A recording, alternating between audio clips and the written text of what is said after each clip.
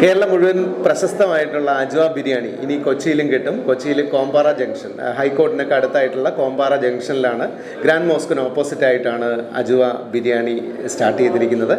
Typical Thalassery ബിരിയാണിയാണ്. ഇതിനകത്ത് കലർപ്പില്ലാത്ത, ഇതിനകത്ത് ഈ വനസ്പതിയൊന്നും ചേർക്കാത്ത ശരിക്കും നെയ്യിൽ തയ്യാറാക്കുന്ന തലശ്ശേരി ബിരിയാണിയാണ്. അത് ചിക്കൻ ബിരിയാണിയുണ്ട്, മീൻ ബിരിയാണിയുണ്ട്, പിന്നെ ബീഫ് ബിരിയാണിയുണ്ട്, മട്ടൻ ബിരിയാണിയുണ്ട്, വെജ് ബിരിയാണിയുണ്ട്.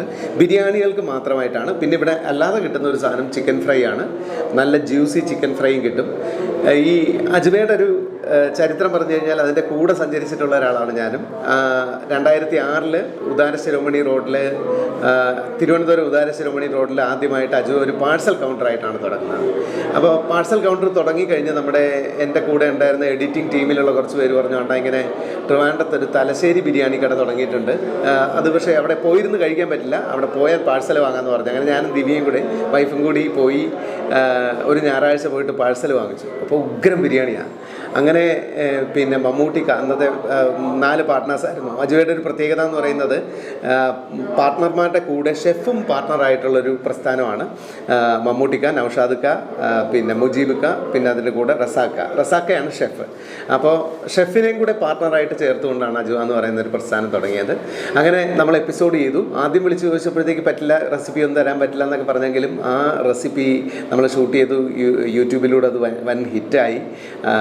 ഞായറാഴ്ചകളിൽ ഉദാര ശിരോമണി റോഡിലൊക്കെ വാഹനങ്ങൾ കയറ്റാൻ പോലും പറ്റാത്ത ബുദ്ധിമുട്ടായപ്പോഴത്തേക്ക് റെസിഡൻസ് അസോസിയേഷൻകാർ വന്ന് പറഞ്ഞു, നിങ്ങളൊരു റെസ്റ്റോറൻ്റായിട്ട് തുടങ്ങും, ഇവിടെ നിന്ന് ഈ പരിപാടി മതിയാക്കാൻ പറഞ്ഞു. അങ്ങനെയാണ് ആദ്യമായിട്ട് അജുവ എന്ന് പറയുന്ന ബിരിയാണി കട ആദ്യമായിട്ട് തുറക്കുന്നത് ട്രിവാൻഡ്രത്ത്.